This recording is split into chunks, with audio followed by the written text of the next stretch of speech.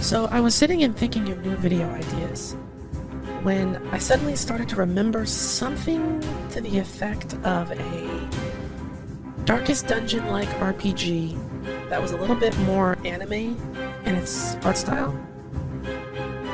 And then in searching my hard drives trying to remember what it was or what the name of it was, I actually discovered that not only do I have it, but I've also played a little bit of it.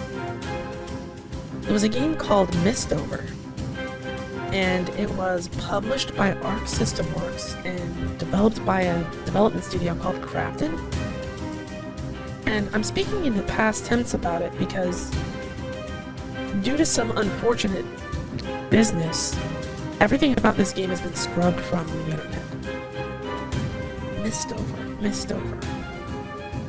Before I get into what this game is, let me tell you what this game isn't. This game really isn't that bad. Certainly not something that deserves to be completely erased from everyone's minds. It's not like this, anyway. Usually this sort of treatment is reserved for games that are just completely beyond saving, or has so much controversy about it that there's nothing that anyone can do except just pretend it didn't happen. But you can tell by just looking at it that this game was made with a whole lot of love and care. And it even had a little bit of DLC from Dr. Faust, a Guilty Gear character, as out of place as that sounds. But getting into what this game actually is it is a dungeon crawler, something like the Mystery Dungeon games, or maybe Labyrinth, something in that sort of vein, with a lot of Darkest Dungeon elements. You manage your party's hunger, the light, and each class in the game has like a special exploration ability. The Lancer is able to destroy objects in your way without taking any damage. I believe the Alchemist is able to go through the mud without getting poisoned or hurt by the goop on the floor, stuff like that. The story goes that in this land there is a giant area that's basically enshrouded in mist, like a torrential storm that creates a barrier, and if you go into it, you essentially travel to a different dimension. Monsters have been spawning from it, and adventurers go in, but very few of them come out. Researchers have deciphered that this is like a signal of the end of the world, and the end of the world will for sure happen if they don't get to the bottom of it within a set timeline. You awaken inside of the barrier with no recollection of why you came in or what you were doing. Some monsters come to attack you and you fend them off, but where you defeat one, many more take their place. Luckily, before you're struck down by the monsters, another party of adventurers find and help you. They take you back to the Adventurers Guild, and they kind of give you a rundown of the situation. You agree to help them. Not only do you want to, save the world from the end, but you also want to get some of your memories back. It just seems like a good time, I guess. I say all of this like you're an actual character, but really you're more like a party manager.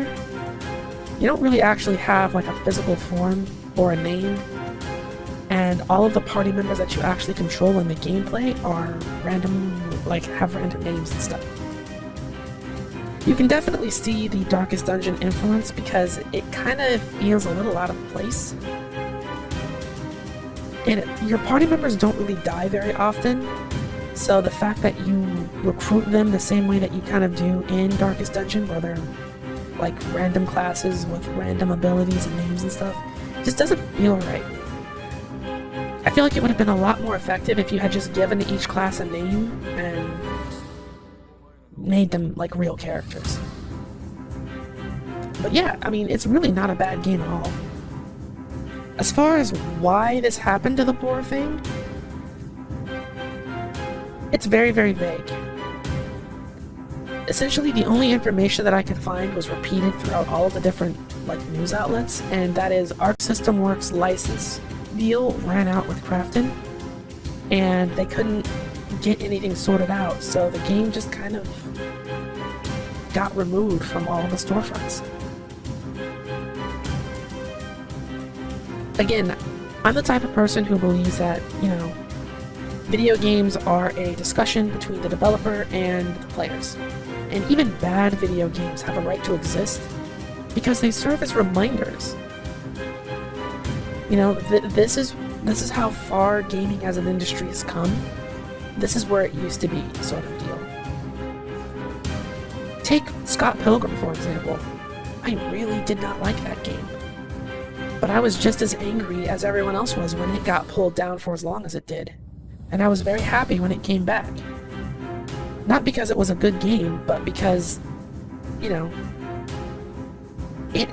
it was one of those things where it's like, okay, this is a mediocre beat-em-up. Let's see how many developers can do this idea better. And we got to see, a lot of games after it come out. Follow in its footsteps. Take the good, leave the bad. It's an evolution process. And when games get swept under the rug like this, you give people who believe in piracy more fuel, more ammunition. But anyway, that's really all I have to say about this game. I'm glad I still have it, because I don't think I'll be able to find it anywhere very easily. Have you ever played Mistover? If so, let me know what you thought about it down in the comments below. Do you know of any other games that have been just completely erased from the minds and stores of everyone? What are they? What are their names? Anyway, that's all I have for you today. As always, thank you for watching, and I will see you all later.